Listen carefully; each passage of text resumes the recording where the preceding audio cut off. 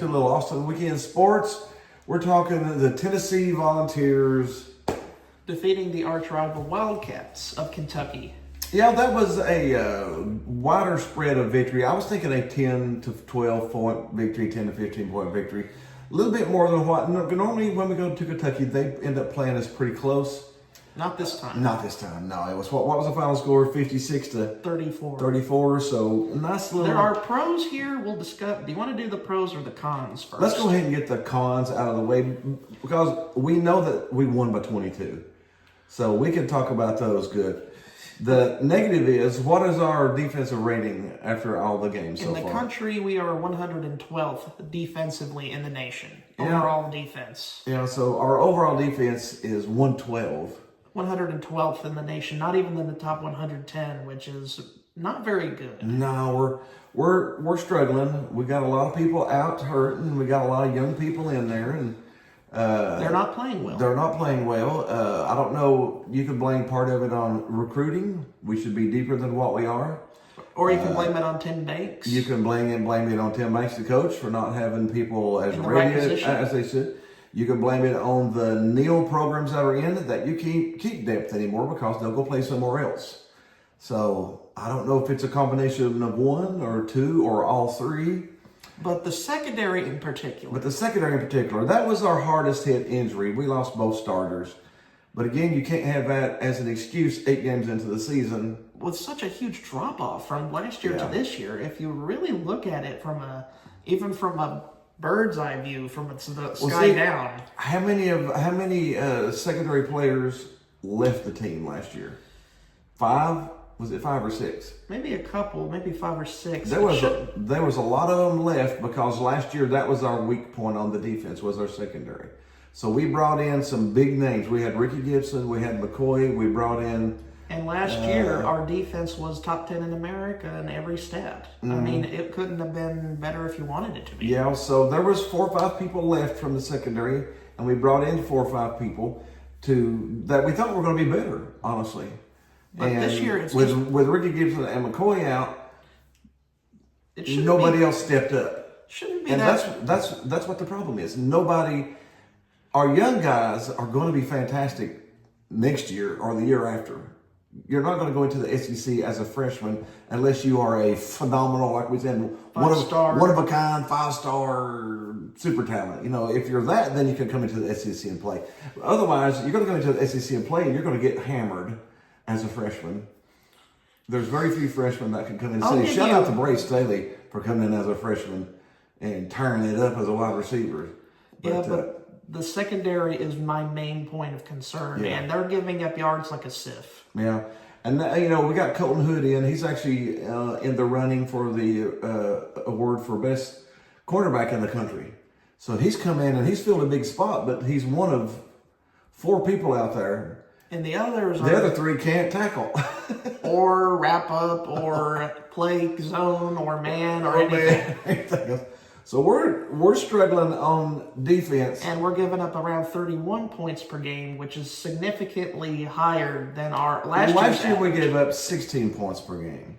This year we're giving up 31 points per game. Which is a stark fall. What was our third down defense? Or there was one other defense there that I think I had pulled up. I may not have even pulled it out. But our scoring, our red zone defense. Second, I think we're there's how many teams are there? 131? We're 130th. Yeah, we're pretty bad. We give up a lot of red zone touchdowns. Yeah. But the penalties our scoring defense is pretty good because we do a lot of turnovers.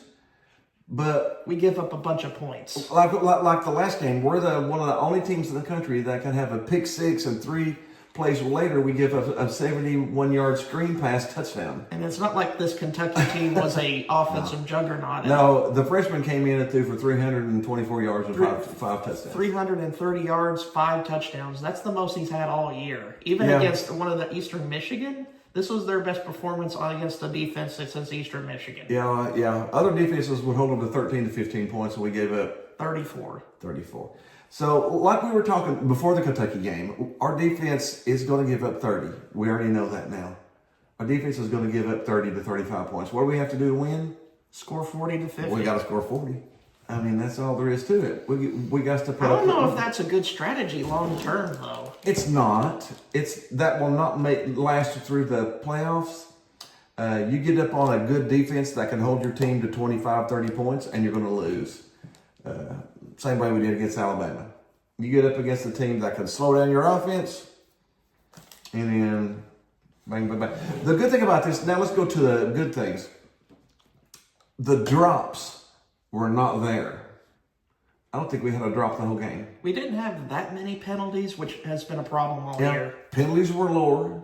We had zero. I don't think there was zero dropped passes. Joey Aguilar threw for 396 yards. Well, that's a lot. That's a very good game. That's a very good. We had 3 different receivers. What was the numbers for the 3 receivers? What were their numbers they had? Chris Brazel got back to his Georgia form here, which is what very well needed. Very well needed, yeah. And his sidekicks, Mike Matthews and Braylon Staley, pitched in with 100 yards of each of their own. Yeah, so we had 3 receivers with 100 yards. That's been a long time since that happened. We beat a SEC team, I think, by 20 or more. It's the first time since 2022. Which is probably the best team of the Heupel era right now. Is it really a debate to call that team the best in the Heupel era? No, 2022 is still the best team that we've seen so far. That's the most. I can gush about that team all day because I was so proud of this team for beating Clemson all 3 years ago. That's shocking. That's shocking, yeah. Mm-hmm. In the Orange Bowl, getting an Orange Bowl victory was such a big step forward for our program. It felt like we were out of the darkness beforehand. So our offense looked fantastic. The long ball was just spectacular. I don't think Joey Aguilar could have been more accurate on the long ball than he was in that game. Well, I think he's got an 18 touchdown, 6 interception ratio, and he's leading the conference. And 4 of those interceptions were not his fault. Slipped down or alligator arms or something on 4 of those 6 interceptions. 2 of them were his fault, but someone 4 needs of them to were tell not. Kelsey Pope not to teach his receivers to alligator arm and just go out and grab the ball. The tight ends have been the ones that are alligator arming a lot, but just need to teach. Well, if you're afraid to get a lot of those bigger guys go across the middle, and you're gonna get tattooed every now and then. And if you see somebody coming, you go. And You're not gonna just embrace the hit anyways. Just embrace the hit, grab the ball, and catch the ball, take the hit. Yeah. So get more targets to Kitzelman though. I think we did get targets to Kitzelman. And who was the tight end that just come back? Ethan Davis. I think Ethan Davis coming back could make a big difference. He could be that one extra target across the middle that we're looking for. Because at this point, I don't know if our defense is going to get better. I think we may be who we are. We're going to give frustrating to watch. Frustrating to watch. We're going to give up 30 points. That's just the way it is. What we need to do is score 1 more touchdown. So Ethan Davis might give us that little bit of extra offense that's necessary. That's necessary to clamp that Damian, to go up 14 points. Especially with the opponent that's coming up. Yeah. So congrats to the Vols beating Kentucky. That was a fantastic game to watch. And Josh Heupel is 5-0 against the Wildcats, which is I don't know if you can argue with that as a Vol fan. You can't much argue with that. Now coming up is the test. Let's go ahead and talk about that a little bit. We face Oklahoma at night, primetime ABC game of the week. Dark mode. That's going to be a huge game for both teams. We are bringing out the black uniforms for Halloween. Tennessee. It is a 7:30 at night game. It's going to be cool, crisp. Yeah, Tennessee and Oklahoma are both 6-2 coming into this. You know what this game is, don't you? It's a playoff game. Elimination game, pretty much. Loser is out of the playoffs. That's just the way it is. You get 3 losses in the SEC, you're not going to the playoffs.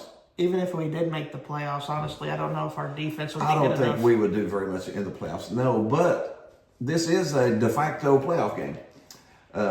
Tennessee started out, I think, favored by 3.5 points. And it's also a battle of the Oklahoma alma maters. I think with Venables going to Oklahoma and Josh Heupel being a former Oklahoma player. I think Tennessee's coaching staff has more Oklahoma graduates than Oklahoma's coaching staff does. We do. I mean, don't we? Yeah, I think we're the Oklahoma Volunteers right We are now. the He Oklahoma- brought up Seth Luttrell, which was a I think former that was ball a player. great. I think that gave our offense a good twist. And then we brought in Landry Jones, another former Oklahoma quarterback. It's like Hypo wants to connect with all his Oklahoma buddies. Why not just bring all of them over? Bring them all over. And I said Tennessee's offense is going to be hard to stop. Oklahoma's defense has Is the strength of their team normally. but they haven't faced the kind of offense they're about to face. They faced Ole Miss And they didn't stand. and they lost didn't- by 8. They didn't really do a great job against Ole Miss. No, they didn't do it. And Arch Manning was on fire when they played Texas, so Texas beat them by a lot. So But John Mateer, if they have any chance to win the game, John Mateer has to make plays. John Mateer's going to throw for 300 yards because everybody throws for 300 yards against us. Yeah, that's pretty fair to expect. Do we have to? Will we do our expected groans during the game? Yes. Do we make them run? How's their running offense? We could. Or we could just force. I was going to say we could drop back into coverage and just use a 4-man front and make them throw into a crowd, if nothing else. But as soon as they throw a crossing route, we can't read that. We're bad against crossing. We're horrible. I've never seen so many completed crossing routes against Tennessee in my entire life. But it's going to be interesting to see. I still think, as I said, I think the line opened at 3.5. It went up to 4.5. I think it dropped to 2.5. I'm not sure where it's at. Well, I'm going to take Tennessee the straight up winner. And I honestly think they will cover. I don't care if it's 3.5 or 4.5. I think Tennessee wins by 7 or more.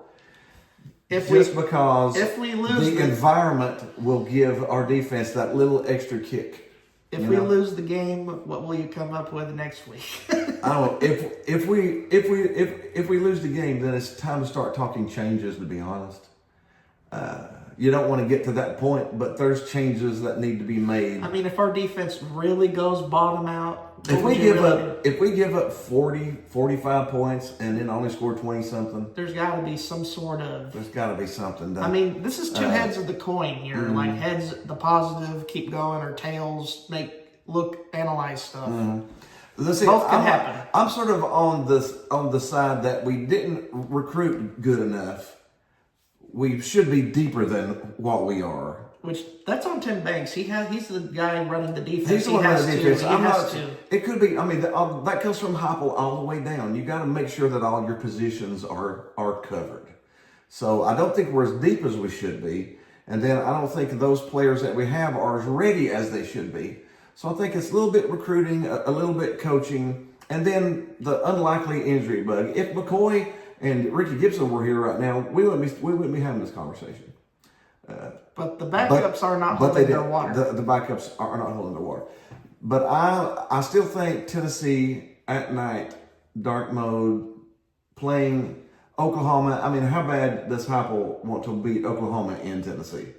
Quite a significant amount. I think he'll pull out more stops than maybe he's done so far. Maybe a few trick plays. Boone Carter may come in and be a little trick play or something. I'm not for sure. But it's going to be. I still got Tennessee winning by 7 or more.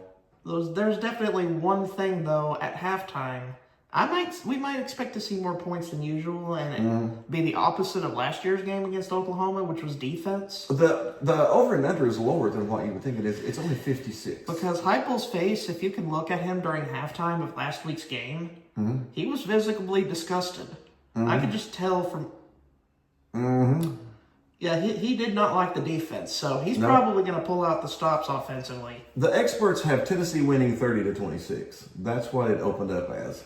Or 30-27, bouncing around that margin.